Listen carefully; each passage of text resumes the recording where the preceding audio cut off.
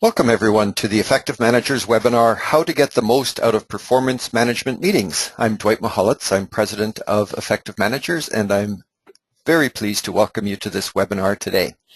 We've got a really interesting subject on the go today, and the subject is around performance appraisals.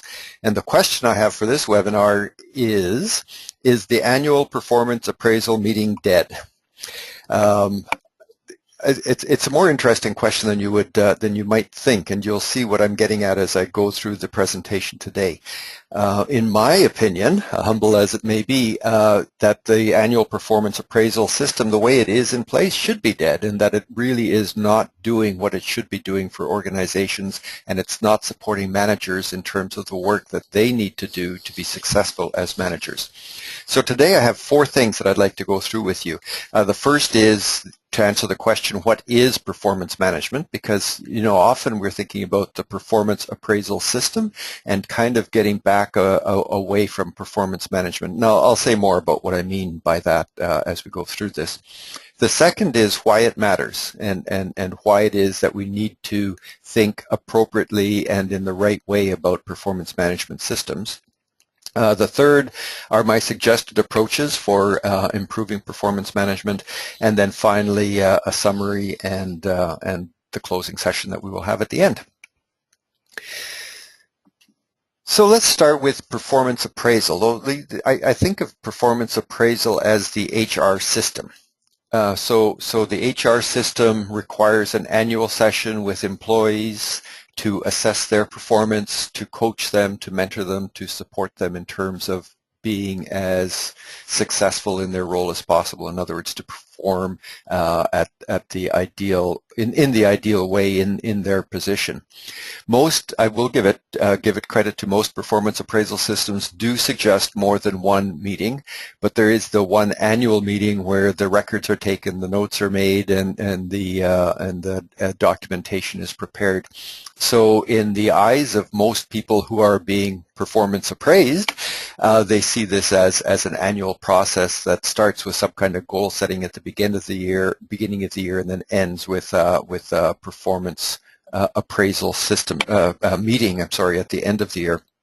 So employees are then therefore usually rated on attaining those objectives and the demonstration of certain competencies in terms of the work that they're doing. It's almost always tied to compensation, and it's almost always on some kind of a curve. So only X% of employees are rated at the above average, for example. If we think about performance management then in the current state, I was really taken with this research that was done by the Corporate Leadership Council. I hadn't seen similar research before I read this one, and here they did look at it was a significant study because they went across 35 different companies, 29 different countries, and over 19,000 employees, and there were two startling findings in this, and they really do focus us in on the importance of performance management versus performance appraisal. The first one is that in those organizations where they had fair and accurate informal feedback, in other words, managers were doing the job of managers. They were providing feedback in a timely way and in a fair way to their subordinates. In those situations, performance was 35% higher than in other organizations. So that's like 1/3 increase. That is an amazing increase in performance. On the other hand, if you looked at those organizations that recognized and rewarded achievement only through that formal performance appraisal system, performance was actually 1% lower. So this really does reinforce the importance of that manager-subordinate relationship in terms of giving fair, honest, timely feedback to their subordinates as opposed to the formal performance appraisal system. No, I'm not saying that we don't need some kind of way of documenting these discussions and providing formal feedback to subordinates as well. But what I am saying is that the key aspect of this is that relationship between the manager and each of the subordinates. So in most organizations, sadly, we've allowed the performance management function, the managerial function, to be undermined by the performance appraisal system of the organization. So the system has taken more weight and provides more of the impact in terms of the employee than the manager's duty for management. This ties back to so many things that we work on in effective managers, and that is figuring out how to equip managers to do the actual job of managing. Managing is hard work. Managers need to be able to focus in with their subordinates in terms of delegating appropriately, setting context for the work that they need to do, and then giving them fair and timely feedback. So that is an ongoing process that must take place day in and day out. In an organization where this is unintentionally, but nonetheless lifted as an accountability from the manager because of this quotation marks performance appraisal system, then we're actually losing the heart of the importance of the manager-subordinate relationship.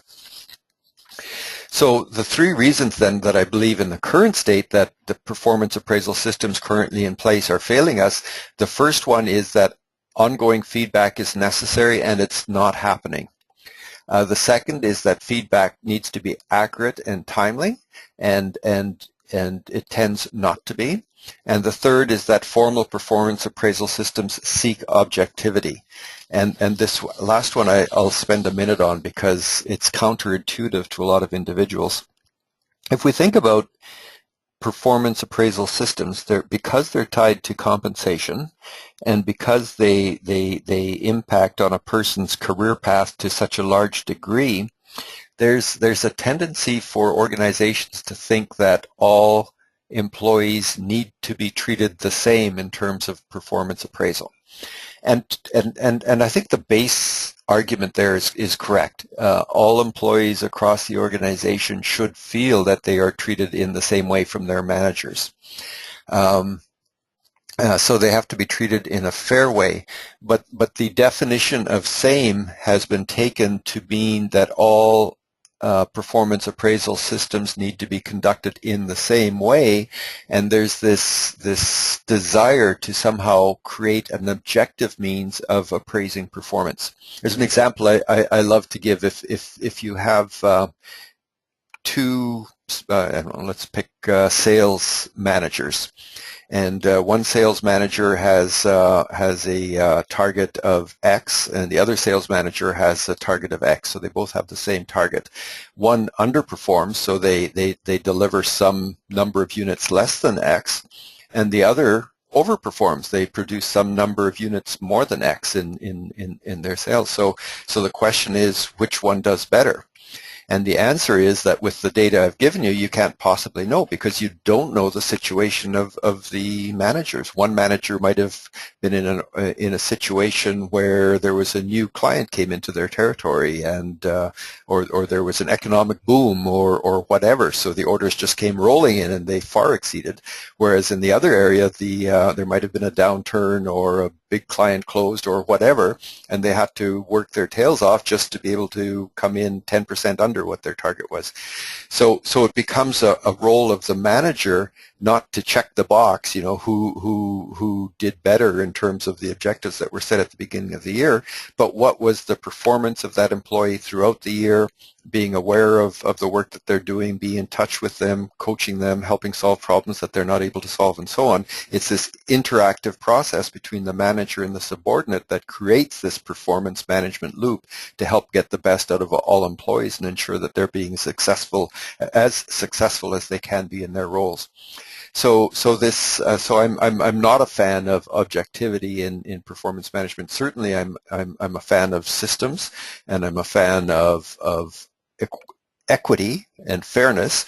So what we need to do is be sure that we're not undermining the availability of managers to use judgment in terms of making determinations on the performance of their subordinates. So moving on, I wanted to make this point quickly because this Heskett study, which was published way back in 1994, so a long time ago now, but it's been replicated and reinforced in research over the decades, and it's common knowledge. I don't think you'll find many managers that don't understand this what's called the surface profit chain. So employee satisfaction drives customer satisfaction, drives profit for organizations. So if you have higher employee satisfaction, you have higher customer satisfaction, and that leads to higher value of the lifetime value of a client. What's often forgotten is the last bullet on this slide, is that leadership practices, that is the way in which we manage individuals, underlies or underpins this entire service profit chain. So if managers aren't doing their job, if we don't have systems in place where managers are managing subordinates, providing all the things that I've just talked about, the guidance, the support, the advice, so on, so that they are satisfied, then the rest of the service profit chain isn't going to get off the ground. So we can't start with employee satisfaction unless we start thinking about managers and how managers do their job.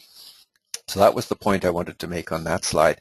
The second point I wanted to make in the research is coming back to the research that we've done with the Telfer School of Management at the University of Ottawa in terms of quantifying what is the effectiveness of managers in organizations. And as you'll see here, these were startling results as well. Managers only spend 55% of their time doing value-added work.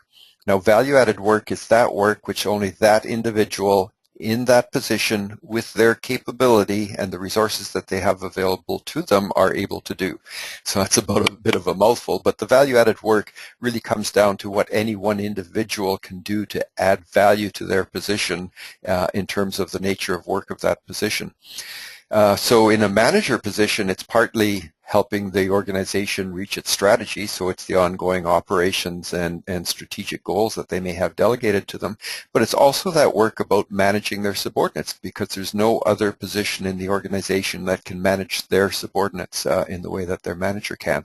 So that means that 45% of a manager's time is taking them away from those critically important aspects of their work, which is helping the organization meet its strategy and doing their managerial work.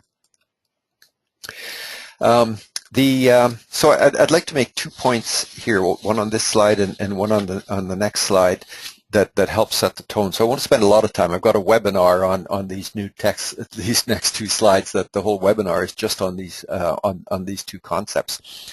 So the first one is that within each layer in the organization, if the organization has the right design in place, the complexity, the nature of work is going to be different.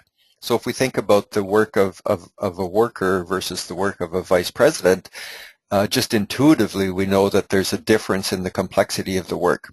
Well, if in a properly designed organization, there is a similarity of work, so each work is unique in terms of the complexity of that work within each layer of the organization. So the importance of this is related to the next slide, and that is because a properly designed organization is different in the nature of work in each level, the complexity of work is different, and therefore the capability of an individual that is required to do that work is also different. So if the work of a vice president is more complex than the work of a worker, then the capability to successfully do the work of a vice president is different than the capability to be successful in frontline work. So that's not to say that there's a judgment around the goodness or not of the capability. It's just a different nature of capability, and this needs to be understood in terms of ensuring that individuals are properly equipped to be successful in their work. And this relates to this slide then, that what we're really getting at is that in order for performance management to be successful, we have to get right down to the basics and make sure that we have capable capable individuals in the role. So it really starts with getting the right people with the right capability that have the right skills and knowledge and that are motivated to apply themselves fully for that into that work into the right positions. So that's where the magic starts to happen in terms of understanding complexity of work, understanding capability of individuals, getting people aligned properly in their jobs, and then applying the performance management system on top of that. Because as you may have seen in the last slide, the last bullet was that you cannot train capability. Capability is something that people mature into. So if you have a person that's not performing well because they don't have the capability to be successful in that job, then you can performance manage until the cows come home, and you're not going to be successful because you can't train someone to do work that is more complex than they have the capability to do. Again, as I said in those last 2 or 3 slides, I've got a webinar specifically on that if you'd like to get into that in more detail. So in terms of performance management then, just to set the context, there are 5 requirements for effective managers, and there are 5 things that all managers must do to be successful in their work as managers. So they need to plan. They need to do their own value-added work, which includes their performance, those things that they're held to account for in terms of helping the organization meet its strategy, and also those things that they need to do to manage their subordinates. The third one is to set context and boundaries. So for all of their subordinates and for their team, they need to set context for the work, and they need to set the boundaries for the work and really help them understand the nature of work and what it is they need to do so that the entire department is successful. Then and only then, which is fourth in the line of things to do, is to delegate. And then this fifth one, which is a big job, is to establish the feedback loops that are necessary for success. So performance management actually has a little piece of all of these, because if the manager is planning, they need to decide what they need to do, but they also need to decide what needs to be delegated down the organization, as an example. So all of these provide context for the performance management system. So I have three points then, and then I'll summarize in terms of the performance management meeting itself, which is where we started this webinar. So the first one is the absolute necessity of feedback in the performance management system. And I use the word feedback because feedback has that internal meaning of bidirectional sharing of information. So feedback is me giving you information in the sense of how you're receiving this information and giving me a response to that information. So feedback is a continuous loop. It's not one way, and it cannot be one way. And it's for this reason that feedback loops are an essential and an ongoing part of management. One of the biggest mistakes I see managers making is delegating work without that two-way feedback. So please do this by then. Get on with it. Often results in the individual going away and misinterpreting what is required. I've made that mistake myself as a manager, particularly in the early days. Asking a subordinate to do something, letting them go away and get on with that work. 3 days later, asking them, what are the results? When are you going to have that for me? And they say, oh, well, I've been working on it full time for 3 days, and I need another 2 days, and it should be ready.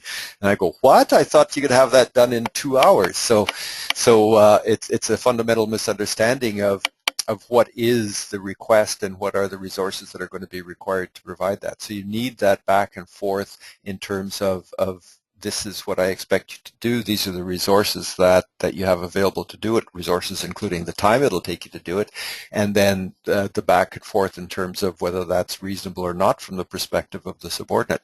And that's completely fair, because the subordinate should have better knowledge about the work and more detailed knowledge of what has to happen when and what it takes to do something than the manager should. So doing this double check always is important. That's just one example of that. Most managers tend to skip the step because they kind of has this assumption that my people are senior, they know what to do, they know their work, so they can just get on and do it. And that is really a fundamental failing of managers if they take that attitude. The feedback loop also includes several other aspects of managing. So in terms of improving context, for example. Context is something that's critical for managers to do their work. So this is the work of your job. These are the things that you do day in and day out. The position description is part of context. My plan is part of the context for my subordinates. The strategy of the organization is context. Policies that apply for this work are context. So and it's got to be more than just saying to subordinates, read this, and then you'll have all the information you need, or this is your job description, go away and do it. The nature of work has to be understood by the manager, and you have to create this environment where there's this mutual understanding of what is important and how resources should be expended going forward.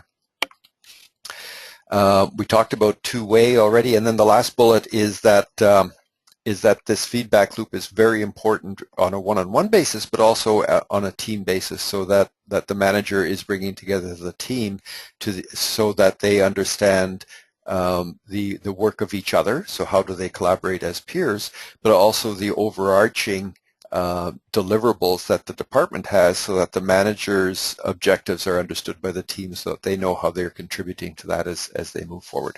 So feedback is a complicated piece of management business, and really needs to be understood and worked.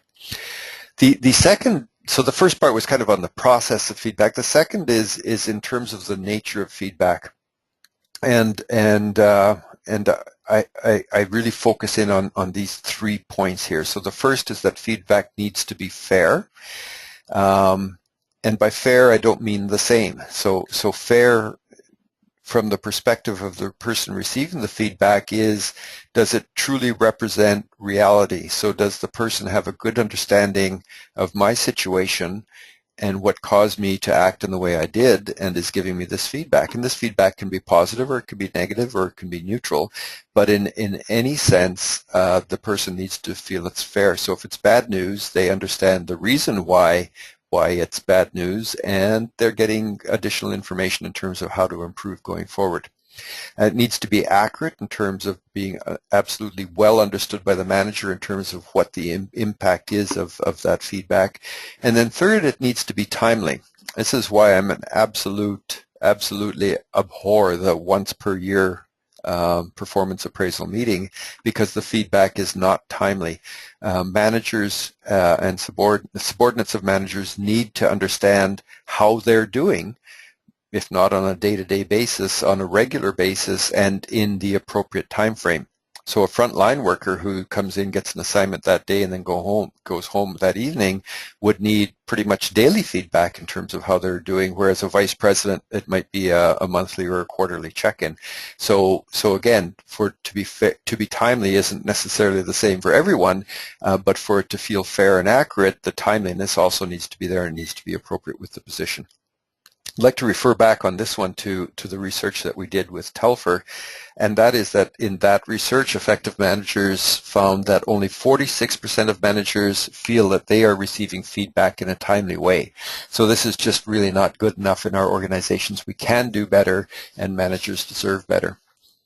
The third is around this point on objectivity. So I must have pushed my button on this one in an earlier slide, because I did cover this content off earlier. So I'll just recap it here.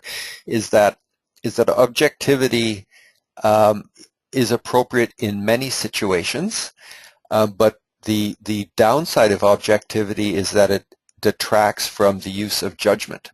So objectivity tends to be, check these boxes. Did this person do this or this or this or this? And then you add it up, and then you get a score at the end.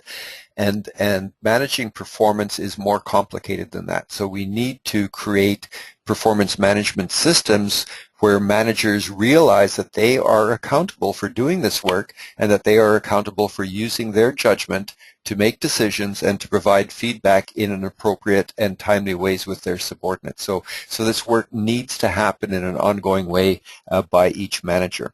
So objectivity can, in fact, detract from the perceived feedback, the perceived fairness of the feedback that subordinates are receiving. So in terms of performance management thoughts, my last slide on this before I go on to the meetings themselves. So performance management is a system that's used to do these 5 things. We need to set context for subordinates. We need to specifically delegate objectives that they will be accountable for. We need to be clear about those objectives in terms of the quality, the quantity, and the timeliness of those objectives. And we also need to be clear about the resources, including time, that are available to individuals to be able to carry out those objectives. So delegation becomes really critical important. Once we've set that context for the work so people can use judgment to take their own initiatives and make their own decisions, and once we've delegated those objectives, then we can start measuring achievement and performance against those objectives and within the context that has been set.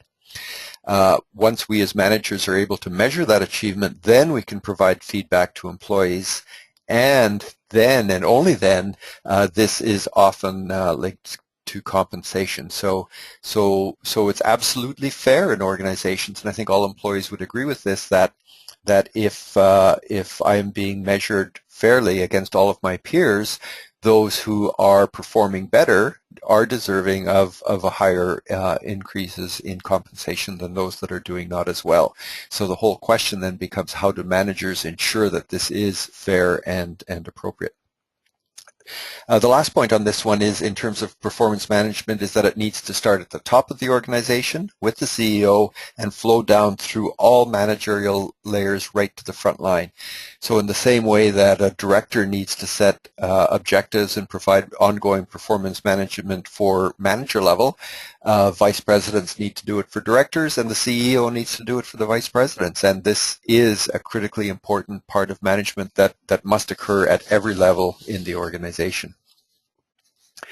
So in terms of the performance management meetings themselves, as you can see, I'm big on process. If we can get the system right, then the rest can take care of itself, because people are people and people can relate with each other, and managers can relate with subordinates if they know what their job is.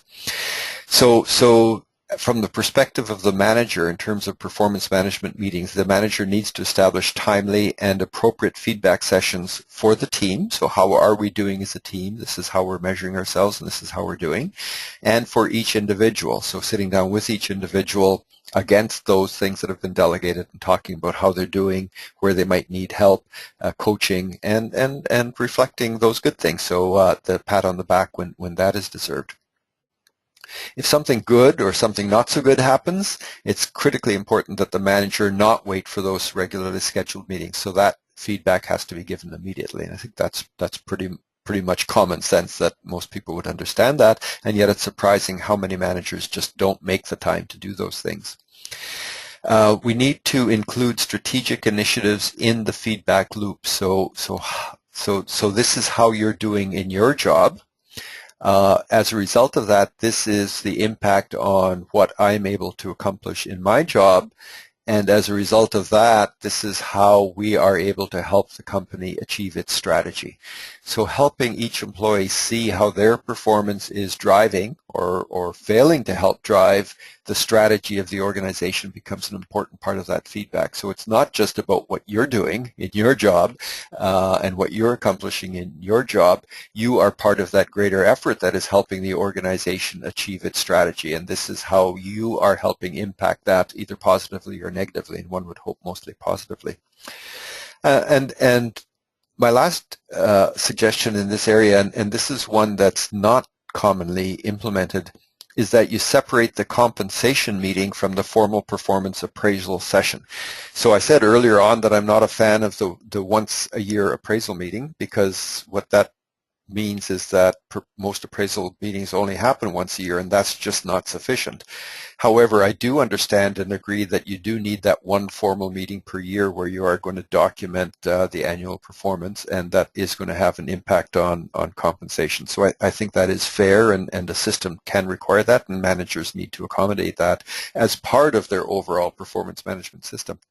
What I would say, though, is that the discussion on the impact on compensation be held at a different time, because when you link the compensation discussion, this is your X% raise, or sorry, no raise this year, or your red circled in the worst case scenario for most employees, that takes away from all of the previous discussion in terms of this is how you're doing, this is how you're impacting strategy, this is how you're helping the team, this is where you need to improve. So try to keep those two meetings separate, and you'll find that each one of those two sessions is much better received as a result. Four closing slides. So in terms of effective management, the fundamental question for an organization from the perspective of the CEO and the head of HR is really, how well are my managers doing in the organization? How effective are my managers? So I'm very pleased that effective managers, based on the research that we did with the University of Ottawa, have converted the effective managers research survey into a survey that's now available to any organization.